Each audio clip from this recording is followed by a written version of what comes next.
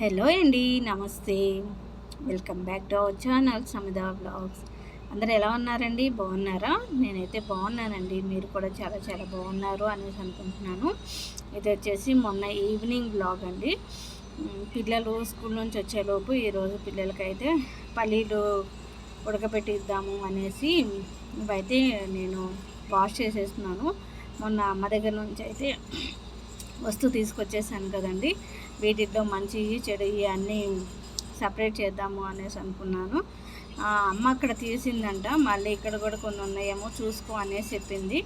ముందు వీటికి అయితే బాగా మట్టి అన్నది ఉంటుంది కదండి, అందుకోసం అనేసి ఒక అరగంట సేపు నీళ్ళల్లో వేసి నానబెట్టాను అంటే మట్టి అంతా పోతుంది కదా. ఇంక ఇలాగ నేను వాటర్లో వేసేటప్పటికి పాడపోయిన కాయలన్నీ ఇలాగ పైకైతే తేలిపోయినాయి. వాటిల్లో నుంచే చూసుకొని మంచిగా లేనివన్నీ అయితే నేను తీసి పడేసిన తర్వాత ఒక హాఫ్ అన్ అవర్ అయితే అలా వదిలేసానండి. హాఫ్ అన్ అవర్ తర్వాత అయితే మట్టి అన్నది బాగా వదిలిపోయిందనమాట. లేకపోతే నల్ల మట్టి అయితే బాగా ఎక్కువగా ఉంటుంది. పల్లీలకి ఎక్కడైనా కానీ మట్టి ఉంటుంది కదా, అందరికీ తెలిసే ఉంటుంది. మనం అలానే కుక్ చేసాము అనేసి అంటే బాగోదు కాబట్టి నేనైతే ఈ విధంగా వాటర్లో అయితే వేసేసి నానబెట్టి ఒక 3-4 సార్లు అయితే వాష్ చేసేసానండి. నీళ్ళు చూసారా ఎంత మురికిగా ఉన్నాయో. ఇలాగా సాధ్యమైనంత వరకు ఎక్కువ సార్లు వాష్ చేసుకుంటేనే మనకి పల్లీలు అన్నవి చాలా ఫ్రెష్గా నీట్గా కూడా ఉంటాయి. అందుకోసం అనేసి ఇక్కడైతే వీటిని నేను వాష్ చేసేసుకున్నాను. వాష్ చేసుకున్న తర్వాత ఇక్కడ వచ్చేసి నేను మళ్ళీ కుక్కర్లో వాటర్ తీసేసుకొని ఇప్పుడు వీటిని అయితే ఉడకపెట్టేస్తున్నాను. పిల్లలు ఎక్కువగా ఫ్రై చేసినవి అయితే తింటూ ఉంటారు, అప్పుడప్పుడు కూడా ఇలా తింటూ ఉంటారులేండి. అందుకోసం అనేసి నాకు కూడా వాళ్ళు ఎందుకు ఉడకబెట్టిన పల్లీలు తినాలి అనేసి అనిపించింది. అందుకోసం అనేసి ఇవాళ నేను పల్లీలను అయితే ఉడకబెట్టేస్తున్నాను. మీలో ఎంతమందికి పల్లీలు అంటే ఇష్టం అండి? నాకైతే పల్లీలు చాలా ఇష్టం. ట్రైన్లో వస్తున్నాము అనేసి అంటే మనకు పల్లీలు అయితే అమ్ముతూ ఉంటారు కదా, అక్కడైతే కంపల్సరీ నేను పల్లీలు అయితే తీసుకుంటాను. పల్లీలు తింటూ ఉంటే టైంపాస్ అవుతూ ఉంటుంది కదండి. నాకు ఎలా ఉడకబెట్టిన పల్లీలు అంటే ఇష్టం అనేసి మా వారు కూడా అవి రాగానే తీసుకుంటూ ఉంటారు. ఇంక ఇక్కడ కావాల్సినంత ఉప్పు అన్నది వేసేసుకొని ఇంకా మూత పెట్టేసుకొని కుక్ చేసేసుకుంటున్నాను. ఒక 15 to 20 minutes అయితే ఇవి కుక్ అయిపోతాయిలేండి. కుక్కర్లో పెట్టాము అనేసి అంటే ఓవర్గా కుక్ అయిపోతుంది కదా. పోయినసారి నేను 2 విజిల్స్ వచ్చేంతవరకు అయితే కుక్కర్లో పెట్టేసి ఉడికిచ్చేసాను. అవి స్మాష్ అయిపోయినాయి అనమాట. అందుకోసం అనేసారి మామూలుగా అయితే ఒక హాఫ్ అన్ అవర్ వరకు ఉడికిచ్చేసాను. చూసారా, ఈ విధంగా మెత్తగా కుక్ అయిపోతే సరిపోతుంది. ఈలోపు పిల్లలు స్కూల్ నుంచి వచ్చేటప్పటికి ఆరిపోతాయి కదా అనేసి ఒక ప్లేట్లో వేసి అయితే ఉంచేసాను. పిల్లలు కూడా వచ్చి తీసుకొని తిని మళ్ళీ వాళ్ళ ట్యూషన్కి అయితే వెళ్ళిపోవాలి కదండి. అందుకోసం అనేసి వచ్చేటప్పటికి ఆరబెట్టేస్తున్నాను అనమాట. పిల్లలు స్కూల్ నుంచి వచ్చేసి ఫ్రెష్ అయిపోయాడు. ఇంకా లడ్డు అయితే ముందు ఫ్రెష్ అయ్యి వచ్చేసి తనైతే తినేస్తున్నాడు అనమాట. సమిత అయితే ఇంకా రాలేదు. సమిత కూడా ఫ్రెష్ అయ్యి వచ్చేసిన తర్వాత తినేసి ఇద్దరు కలిసి ట్యూషన్కి అయితే బయలుదేరి వెళ్ళిపోవాలండి. ఎండాకాలం అయితే వచ్చేసింది కదండి. ఎండలు అయితే బాగా విపరీతంగా ఉన్నాయి. ఇంకా పిల్లలు వెళ్ళిపోయిన వెంటనే నేను వంట అయితే స్టార్ట్ చేసేసేయాలి. ఇద్దరు కలిసి ట్యూషన్కి అయితే వెళ్తున్నారు. సమిదాకి ఎగ్జామ్స్ అయితే స్టార్ట్ అవుతున్నాయి కదండి. అందుకోసం అనేసి లాస్ట్ ఇయర్ తను 10th చదివిన సార్ దగ్గరే ట్యూషన్కి అయితే వెళ్తుందనమాట. ట్యూషన్ ఫీ అయితే ఏమి లేదు, మామూలుగానే సార్ అయితే ఫ్రీగానే నేర్పిస్తాను అనేసి అన్నారంటే అక్కడికి వెళ్ళి చదువుకోవటమే రండి. డౌట్స్ ఏమైనా ఉంటే క్లారిఫై చేస్తారు సారు. పిల్లలు ఇద్దరు వెళ్తున్నారు కదా అనేసి ఇంకా వాళ్ళకైతే బైక్ ఇచ్చేసాము. బైక్ ఇచ్చేసి వాళ్ళు వెళ్ళి వస్తారు కదా. మళ్ళీ మా వారు వెళ్ళేసి వాళ్ళని డ్రాప్ చేసి మళ్ళీ పికప్ చేసుకోవాలంటే 4 times అయితే అవుతుంది.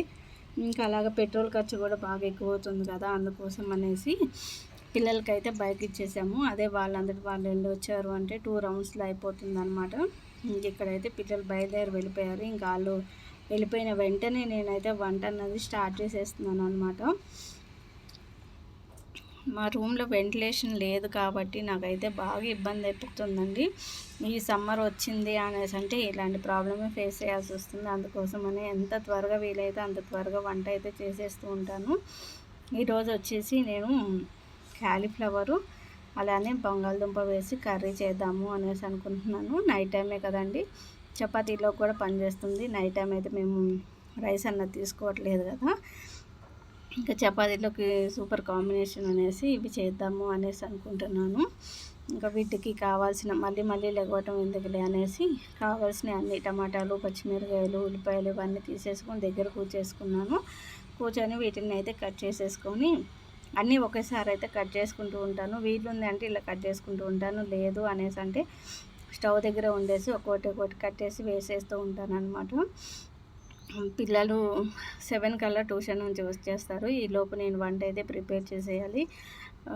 మార్నింగ్ ఉతికిన బట్టలు కూడా ఫోల్డ్ చేసి పెట్టేసేయాలండి. ఇంకా పని అయితే అలానే ఉండిపోయింది. డిష్ వాషర్లో గిన్నెలు అయితే వేశాను. ఆ గిన్నెలు తీసుకొచ్చి మళ్ళీ వేరే ప్లేస్లో అవి అయితే నీట్గా సర్దుకోవాలి కదా. పనులు అయితే ఉన్నాయి. కరెక్ట్గా పిల్లలు వచ్చే టైం కల్లా నాకు వంట అయిపోతే ఎటువంటి ప్రాబ్లం ఉండదన్నమాట. డైలీ ఇట్లానే చేస్తూ ఉంటాను. పిల్లలు అలా ట్యూషన్కి బయలుదేరారు అంటే వెంటనే నేను చేసే పని అయితే వంట అయితే ప్రిపేర్ చేసేస్తాను అనమాట. ఇంకా క్యాలీఫ్లవర్ బంగాళదుంప కర్రీ అంటే ఎంత బాగుంటుందో అందరికీ తెలిసే ఉంటుంది కదండి. మొన్న నేను ఊరు వెళ్ళినప్పుడు మా వారు తీసుకొచ్చి పెట్టేశారంట కూరగాయలన్నీ. ఇంకా ఈయన మొన్న కావాల్సిన ఆకుకూరలు ఇవైతే మొన్న సండే వెళ్ళేసి తెచ్చేసుకున్నాము. కొద్దిగా అయితే క్యాలీఫ్లవరు చెప్పాను కదండి, మా రిఫ్రిజిరేటర్ వచ్చేసి ఐస్ అయిపోతుంది వెజిటేబుల్స్ అన్నీ అని. అదే ప్రాబ్లం మళ్ళీ ఇక్కడ క్యాలీఫ్లవర్ కూడా అదే పరిస్థితిలో ఉంది. ఇంకా అందుకోసం అనేసి వీటిల్ని కట్ చేసేసుకొని పక్కన పెట్టేసుకున్నాను. క్యాలీఫ్లవర్ని అలా ఒక 10-15 మినిట్స్ పెట్టాను అంటే ఐస్ అన్నది పోతుంది కదా. తర్వాత అయితే కట్ చేసేసుకుంటాను అనమాట. ఇంకా కట్ చేసేసుకున్న తర్వాత ఇంకా కర్రీకి అయితే ప్రిపరేషన్ స్టార్ట్ చేసేసానండి. ఇప్పుడు టైం వచ్చేసి 6:15 వరకు అవుతూ ఉంది. చూసారా ఇంకా ఎండ ఎలా ఉందో. సమ్మర్లానే ఉంది కదండి, ఇంకా శివరాత్రి కూడా రాలేదు. అప్పుడు ఎండాకాలం అయితే స్టార్ట్ అయిపోయింది అనేసి అనిపిస్తుంది అన్నమాట. మధ్యాహ్నం ఇంట్లో ఉండాలి అంటే అసలు అయితే ఉండలేకపోతున్నాము. అది కూడా కాకుండా మళ్ళీ వంట చేసే టైంలో కూడా బాగా వేడైతే విపరీతంగా వచ్చేస్తుంది అనమాట. అసలుకి వీలైనంత త్వరగా వంట చేసుకుంటే మంచిది అనేసి అనిపిస్తుంది. అందుకోసమని సాధ్యమైనంత వరకు వంట అనేది త్వరగానే ప్రిపేర్ చేస్తూ ఉన్నాను అనమాట.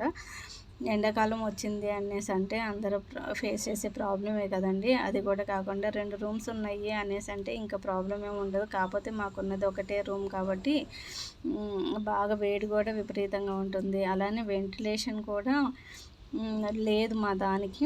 మెయిన్ ప్రాబ్లం అయితే అదే మా రూమ్కి వచ్చేసి. దేవుడు ఎప్పుడు కరుణిస్తాడో ఏమో వెయిట్ చేస్తూనే ఉన్నాను. మేము చేయాల్సిన పనులన్నీ చేస్తూనే ఉన్నాము కానీ ఏది టైం రావట్లేదు. కొత్త ఇంటికి వెళ్ళాలి అనేసి అంటే ఏమో దేవుడు ఎప్పుడు కనుకరిస్తాడో ఏమో చూడాలి మరి. ఇంక ఇక్కడ కర్రీలోకి వచ్చేసేద్దామండి. కర్రీలోకి ముందుగానే కట్ చేసేసుకున్నాను కదా. ముందుగా ఆనియన్స్, గ్రీన్ చిల్లీ కొద్దిగా సాఫ్ట్ అయిపోయిన తర్వాత ముందుగా కట్ చేసుకున్న టమాటాలు అలానే క్యాలీఫ్లవర్, బంగాళదుంప వేసేసుకున్నాను. క్యాలీఫ్లవర్ వచ్చేసి ఒక 1/2 kg ఉంటుంది. బంగాళదుంపలు వచ్చేసి ఒక 2 వేసానండి. పిల్లలు పొటాటో రైస్ చేయమనేసి అన్నారు. ఇంకా అందుకోసం అనేసి అవి పక్కన పెట్టేసి 2 మాత్రమే వేసేసి ఈరోజు కర్రీ అన్నది ప్రిపేర్ చేస్తున్నాను. ఈవినింగ్ టైం కదా, మళ్ళీ మార్నింగ్ ఎలాగో కర్రీ అన్నది ప్రిపేర్ చేయాలి కదా అనేసి మేము మా నలుగురు వరకే, ఇప్పుడు మేము నలుగురమే ఉంటున్నాం కాబట్టి ఇంట్లో మా నలుగురు వరకు కర్రీ అనేది ప్రిపేర్ చేసేస్తున్నాను. అవి కొద్దిగా సాఫ్ట్ అయిపోయిన తర్వాత వెజిటేబుల్స్ ఇప్పుడు ఇక్కడ అల్లం వెల్లుల్లి పేస్టు, ఉప్పు, కారం, పసుపు, ధనియాల పొడి, గరం మసాలా ఇవన్నీ వేసేసుకొని ఒకసారి అయితే మిక్స్ చేసేసుకుంటాను.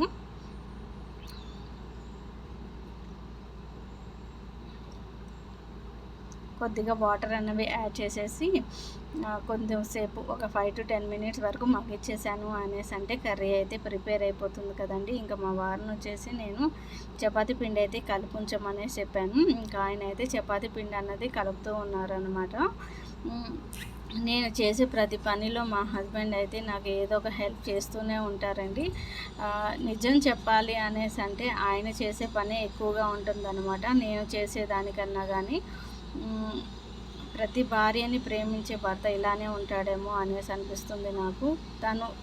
తను లేకుండా నేను ఎటువంటి పని అయితే చేయలేను. నేను చేసే ప్రతి ఒక్క పనిలో తన హెల్ప్ అయితే నాకు కంపల్సరీ ఉంటుంది. నేను చేయమనేసి అడగను, నేను చేస్తున్నాను అనేసి అంటే తనే వచ్చేస్తాడనమాట.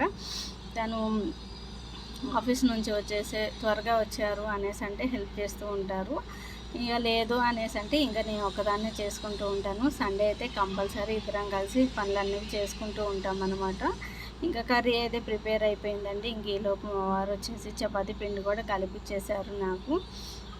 ఇది నేను కలిపాను అనేసి అనుకోకండి, ఆయన పిండి అన్నది కలిపిచ్చేసారనమాట. నేను కర్రీ ప్రిపేర్ చేసేలోపు ఆయన చపాతీ పిండి అయితే కలిపిచ్చేశారు. నేను పైన ఇలా ఒకసారి కలిపేసి చపాతీ అయితే చేస్తున్నాను. ఇలా చపాతీ చేస్తున్నానో లేదో పిల్లలైతే ఇంకా వచ్చేసారు. అప్పటికి ఆకలి అనేసి స్టార్ట్ చేసేసారనమాట. నైట్ టైం అయితే అసలు రైస్ అన్నది అవాయిడ్ చేసాము అనేసి చెప్పేయచ్చు.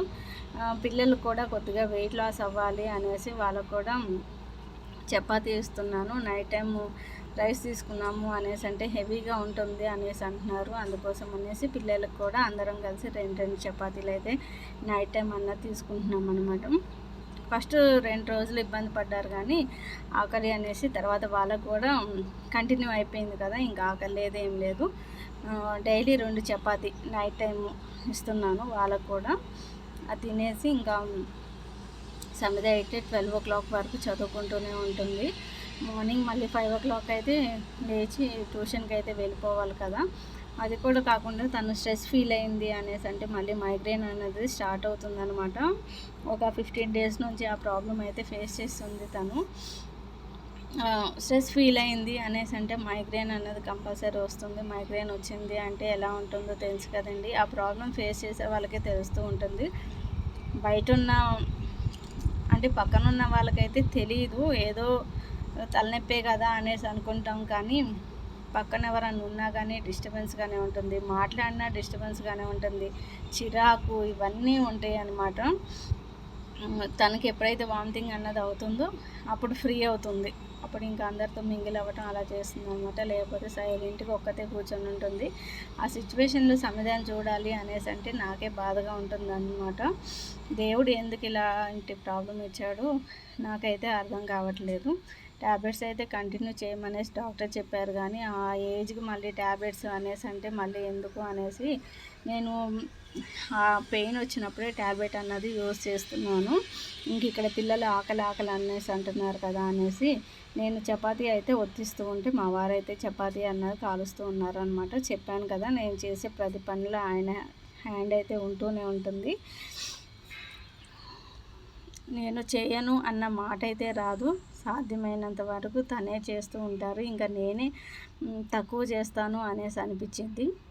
ఇలా ఉంటే ఎంత బాగుంటుందో కదండి, ఎటువంటి గొడవలు లేకుండా. అంటే పని చేస్తేనే గొడవలు రావు, పని చేయకపోతే గొడవలు అని కాదు. ఇద్దరు అండర్స్టాండింగ్తో ఉంటే సరిపోతుంది కదా. వైఫ్ అండ్ హస్బెండ్ అన్నవాళ్ళు ఇద్దరు ఈక్వల్గా పని అన్నది షేర్ చేసుకుంటూ ఉన్నారు అనేసి అంటే ఎవరికి ఎటువంటి ప్రాబ్లం లేకుండా ఈజీగా హ్యాపీగా లైఫ్ని ఎంజాయ్ చేయొచ్చు అనేసి అనుకుంటాను అనమాట. నేనైతే నా హస్బెండ్ వర్క్ వచ్చేసేటప్పటికి నాకు చాలా సపోర్టివ్గా ఉంటారు ప్రతి ఒక్క విషయంలో. నేను ఏ చిన్న పని చేసినా కానీ తను ముందుకు వస్తూ ఉంటారనమాట. ఇంకా ఆయన అయితే ఇలాగా చపాతీ కాలుస్తూ ఉన్నారు, నేను ఒకదాని వెంట ఒకటి వేస్తూ ఉన్నాను, పిల్లలు తింటూనే ఉన్నారు. కరెక్ట్గా టైం వచ్చేసి ఇప్పుడు 7:30 అయిపోయింది. నేను కర్రీ పొయ్యి మీద పెట్టేసి ఆ బట్టలు డిష్ వాషర్లో అంట్లో అవన్నీ వేసేటప్పటికి టైం అయితే కొద్దిగా లేట్ అయిపోయింది. లేకపోతే పిల్లలు వచ్చే టైంకి నాకు వంట అయిపోయేదన్నమాట. ఇంక ఇక్కడ చూసారా, మా నైట్ డిన్నర్ ఇదేనండి. చపాతీ, ఆలు, టమాటో కర్రీ అనమాట. ఇదే మా డిన్నర్.